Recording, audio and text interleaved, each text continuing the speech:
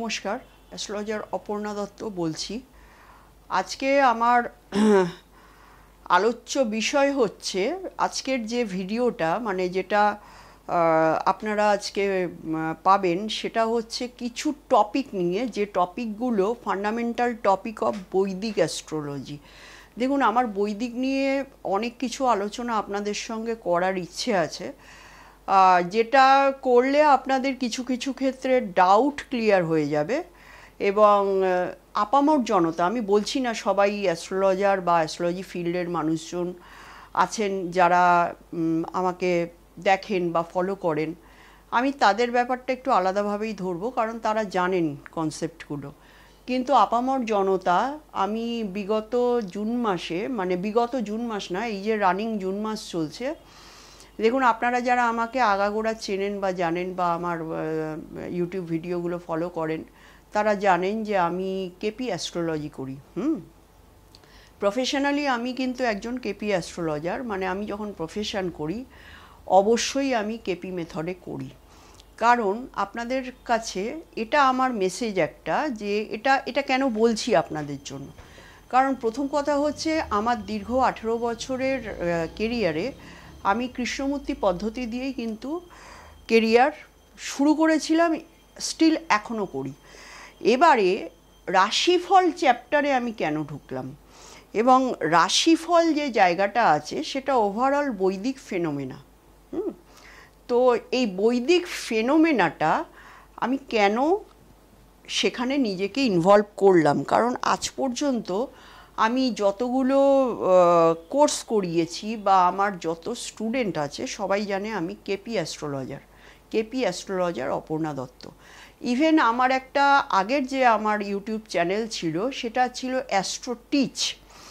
তো এটা আপনাদের সঙ্গে একটু শেয়ার করছি এই কারণে যে এটা বলতে পারেন আমি দুঃখ কারণবশত, মানে যখন ধরুন আমরা যারা বাঙালি বা আমরা যারা ওয়েস্ট বেঙ্গলে থাকি, আমাদের মোটামুটি ইউটিউবের পথ চলা কিন্তু 2020 করোনার পিরিয়ড থেকে। তার আগে অনলাইন ছিল, কিন্তু আমরা সাধারণ মানুষ কিন্তু ইনভলভ ছিলাম না।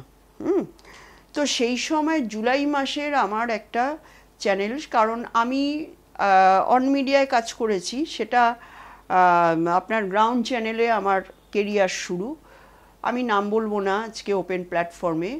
তো তারা আমরা অ্যাডের মাধ্যম হিসেবে পেয়ে গেলাম ইউটিউব প্ল্যাটফর্মকে, ফেসবুক প্ল্যাটফর্মকে। তো সেই হিসেবে 2020 সালে আমার পথ চলা শুরু হয়েছিল ইউটিউবের হাত ধরে। চ্যানেলটার নাম ছিল অ্যাস্ট্রো টিচ, শুধু অ্যাস্ট্রো টিচ। আর এখন আপনারা যে চ্যানেলে আপনারা প্রোগ্রাম দেখছেন সেটা হচ্ছে astro teach with astrologer Aparna Dutta. তো সেই চ্যানেলটা কিন্তু আমার 24 সালের ডিসেম্বরে হ্যাকাররা ইউটিউব থেকে নিঃশেষ করে দিয়েছে। আমি এটা কন্ট্রোভার্সিয়াল জায়গা, আমি আপনাদেরকে বলবো না, সব কিছুই আমি জানি, কারা এর পেছনে আছে তার সে খবরও আমি জানি। এবং আমি বরাবরই শিক্ষামূলক অনুষ্ঠান করতে আগ্রহী, এবং আমি অ্যাস্ট্রোলজির যে সায়েন্টিফিক পয়েন্ট অফ ভিউ এবং যেখান থেকে আমরা একজন অ্যাস্ট্রোলজার তৈরি হই, তো সেখানে দাঁড়িয়ে, সেই প্রেক্ষাপটে দাঁড়িয়ে আজও আমি লড়ছি। আপনাদের সহায়তা চাই, আপনাদের ভালোবাসা চাই, আপনাদের সমালোচনাটাও আমার চাই, তবে সমালোচনাটা যেন লজিক্যালি হয়। আপনার চ্যানেল ভাল লাগছে না দেখতে, কমেন্টস করেছেন, এবং আপনি যে কমেন্টসটা করেছেন সে ভাষাটাও আপনি বাংলা ভাষায় ঠিক করে লিখতে পারেননি। তো সত্যি বাই হার্ট আমি এই ধরনের পাবলিক চাই না এরা আমার ভিউয়ার্স হয়ে আসুক। সমালোচনা করবেন, লজিক্যালি করবেন, এবং সমালোচনা করবেন সেখানে যেন যথেষ্ট যুক্তি থাকে। সমালোচনা তখনই করবেন যখন আপনার মতামতটা অ্যাকর্ডিং টু শাস্ত্র। এটা আমার আপনাদের কাছে একটা আবেদন। এবার আপনারা হয়তো ভাবছেন যে আমি কেন এই কথাগুলো আপনাদেরকে বলছি। আজকের আমার এই ভিডিওর থিমটা কি? দেখুন, ভিডিও থিমে আমি আসছি। একটা কথা আপনাদের বলবো, জ্যোতিষ ফিল্ডে এখন ঘরে ঘরে জ্যোতিষ, ঠিক আছে, কিন্তু জ্যোতিষটা অত ইজি সাবজেক্টও নয়। বৈদিক জ্যোতিষ থেকেই কিন্তু কৃষ্ণমূর্তি পদ্ধতির জন্ম। স্বয়ং কে.এস. কৃষ্ণমূর্তিজি বৈদিক ফলোয়ার্স ছিলেন। তিনি যখন বুঝলেন যে বৈদিকের ভ্যারিয়াস কনসেপ্ট 7 লক্ষখানা সূত্র নিয়ার অ্যাবাউট, এবং এত ডেপথ একটা সাবজেক্ট যেটা কলিযুগের মানুষেরা পারবে না নিতে। কলিযুগে এটা নিয়ে মানে মিসআন্ডারস্ট্যান্ডিং হবে, মিস ইউজ হবে। তো সেই অবস্থায় দাঁড়িয়ে উনি কিন্তু সাবলট থিওরির মতো একটা মানে কি বলবো ডায়মন্ড আমাদের হাতে তুলে দিলেন। এবং কৃষ্ণমূর্তি যে 1972 সালে মারা গেছেন, তার আগে উনি যেগুলো দিয়ে গেছেন আমরা 6 রিডারে এগুলো পাই। 6খানা রিডার ওনার নিজের হাতের লেখা ছিল। এখন কিন্তু আপনারা মার্কেটে যে রিডারগুলো পাবেন সেগুলো কিন্তু অরিজিনাল নয়, সেগুলো কিন্তু ডুপ্লিকেট। তো আমার একটা সৌভাগ্য হয়েছিল সেই রিডারের সঙ্গে আমার চলার, পড়ার, এবং আমি দীর্ঘদিন কেপি নিয়ে চর্চা করেছি, স্টিল এখনও করি। আজকে কেন জানি মনে হচ্ছে আপনাদের সঙ্গে আমার এই কথাগুলো শেয়ার করার একটাই কারণ, যে এই যে জঘন্যতম কিছু রিমার্ক ইউটিউবে আসছে, এই ডাউটটা ক্লিয়ার করা ভীষণভাবে প্রয়োজন আছে। না হলে আমরা কোথায় যাচ্ছি বলুন? আমরা কোন পথে যাচ্ছি? আমরা জ্যোতিষগিরি করে আমরা কি করছি? অর্থ রোজগারই কি মূল মন্ত্র? অর্থ তো সবাই রোজগার করে, যারা লেবারগিরি করে তারাও অর্থ রোজগার করে, রিক্সাওয়ালা, ভ্যানওয়ালা সবাই অর্থ রোজগার করে, ফুচকাওয়ালা এরাও অর্থ রোজগার করে, সবাই করে। তো আমরা একটা বৈদিক সাবজেক্ট, বৈদিক স্ক্রিপচার নিয়ে আমরা কোন ধরনের অর্থ রোজগার করতে যাচ্ছি, এটাই আপনাদের সঙ্গে আমার শেয়ার করার বিষয়। তো যেটা বলার, যে আমি কৃষ্ণমূর্তি পদ্ধতি কিন্তু আমি জায়গা থেকে পড়েছি, এবং স্বভাবতই আমি কৃষ্ণমূর্তিজিকে তো পাইনি, ডাইরেক্ট স্টুডেন্ট ছিলাম না। বর্তমানে আমার বলতে আপত্তি নেই, আপনাদের সঙ্গে টু বি কন্টিনিউড, মানে এই প্রোগ্রামটা পরের ভিডিওতেও আপনারা দেখবেন। আমি আসছি এই কারণে যে আপনাদের এই যে মানে আমার যে ভিডিও, এটা কারক অকারক মারানকারক নিয়ে।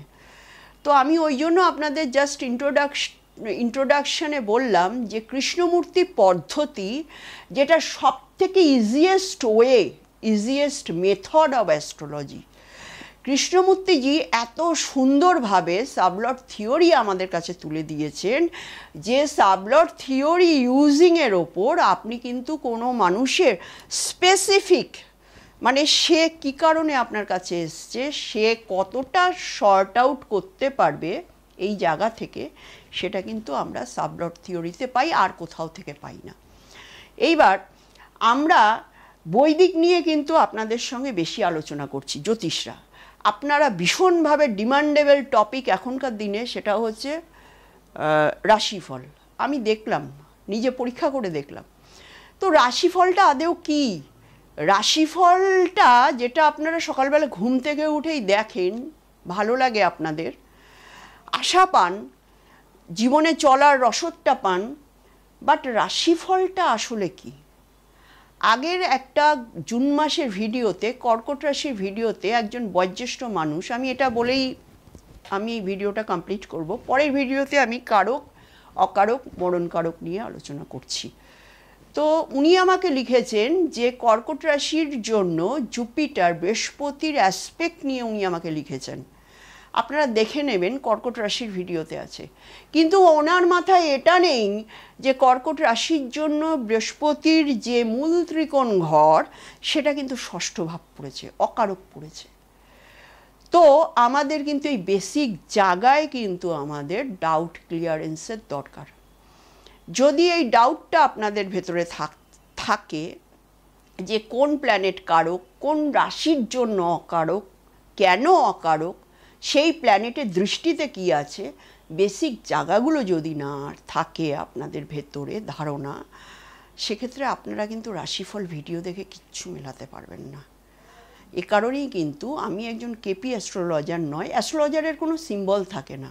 অ্যাস্ট্রোলজি এতটাই ভাস্ট এবং এতটাই একটা ডিগনিটিওয়ালা সাবজেক্ট, যে অ্যাস্ট্রোলজি আমাদের জীবনের প্রত্যেকটা জায়গায় আছে, প্রত্যেকটা জায়গায়। আমি আপনাদের সঙ্গে সেগুলো শেয়ার করব। সেই জায়গা থেকে প্রকৃত একজন অ্যাস্ট্রোলজার যাকে